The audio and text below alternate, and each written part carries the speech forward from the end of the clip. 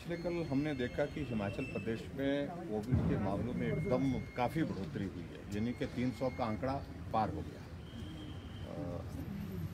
और हम जब इस सारी चीज़ को जब देख रहे थे कि पिछली बार जब कोविड आया था आंकड़ा धीरे धीरे बढ़ा था, और अब की बार पिछले 20-25 दिनों में 220 से आंकड़ा 2000 के करीब पहुंच गया है, जिसको मैं कह सकता हूँ कि बहुत रैपिड, बहुत फास्ट जो है वो एकदम जो है स्प्रेड हो रहा है। ये हमारे लिए चिंता का विषय है।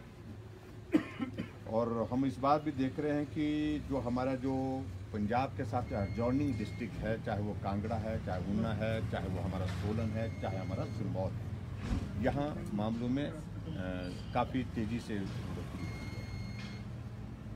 इसलिए हमने आज मीटिंग की और मीटिंग करके थोड़ा सा रिव्यू किया सारी सिचुएशन को, और कुछ चीज़ों को लेकर के हमने कुछ निर्णय किए हैं। उसकी डिटेल्स आपको प्राप्त हो जाएगी।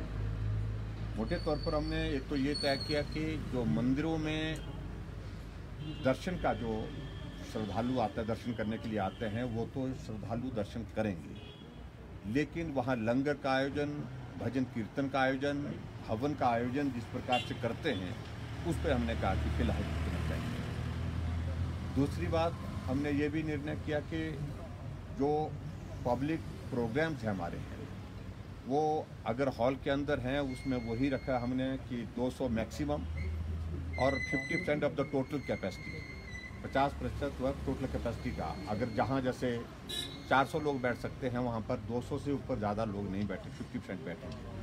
जहाँ 100 आदमी बैठ सकते हैं कमरे के अंदर, वहाँ पर 50 आदमी ही बैठेंगे।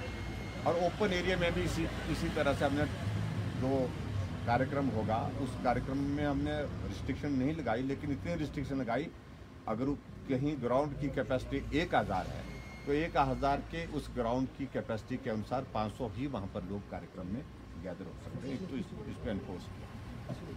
इसके अतिरिक्त हमने कॉन्टैक्ट ट्रेसिंग पर थोड़ा ज़्यादा बल देने के लिए कहा है, टेस्टिंग का सैंपल और ज़्यादा तेज़ी से बढ़ाने के लिए कहा है। इसके अतिरिक्त जो हमारे स्कूल कॉलेजेस में जहां हमारे एग्ज़ाम हो रहे हैं, जिन क्लासेस के हो रहे हैं, बोर्ड क्लासेस के, तो वहां पर तो अभी तक जो है उस तरह से उस पर रिस्ट्रिक्शन नहीं लगा रहे, लेकिन एक हफ्ते के लिए हम कल के बाद इस बात को लेकर के जो है वो स्कूल बंद करने के लिए एक ये कर रहे हैं, क्योंकि उसमें ऑलरेडी 3-4 दिन की, शायद 4 दिन की छुट्टियां बता रहे थे। तो ऐसे में ये भी हम कदम उसमें ले रहे हैं। तीसरे, हमारे हिमाचल प्रदेश में टूरिस्ट का आना जाना अभी फिलहाल हमने कहा कि उसमें नहीं रुकेंगे। होम आइसोलेशन के मैकेनिज्म को स्ट्रेंथन करने के लिए कहा है, और इसके अतिरिक्त जो है वो जहां हमारी बेड कैपेसिटी को लेकर के उस पर भी हमने रिव्यू किया, और उसको और ज़्यादा इन्हांस और बिल्कुल एक्टिव इसमें रखना चाहिए हमको, इस पे, ताकि जहाँ भी ज़रूरत पड़ेगी उसके मुताबिक पेशेंट को वहाँ पर एडमिट करना पड़े तो एडमिट करने के लिए वहाँ पर गुंजाइश रहे। इन सारी बातों को लेकर के हमने कुछ एक निर्णय किया। लेकिन पड़ोसी राज्य है पंजाब, वहाँ पे हालात बहुत ख़राब हैं। ऐसे में टूरिस्ट अगर हिमाचल में एंटर होता, दाखिल होता है, तो किस तरह से मैपिंग करेंगे, ट्रेसिंग कैसे करेंगे? इसी बात को लेकर के देखिए, एक बात मान करके चलिए, पिछले साल का सीज़न भी हमारा टूरिज़्म का बहुत बुरी तरह से तबाह हुआ कोविड के कारण, और अभी भी हम इस बात को लेकर के मान के चल रहे हैं कि टूरिस्ट का सीज़न आने वाले समय में जो है वो जो आने वाला शुरू हो रहा है, हमारा टूरिस्ट सीज़न हो रहा है, उसमें SOP जहां होटल में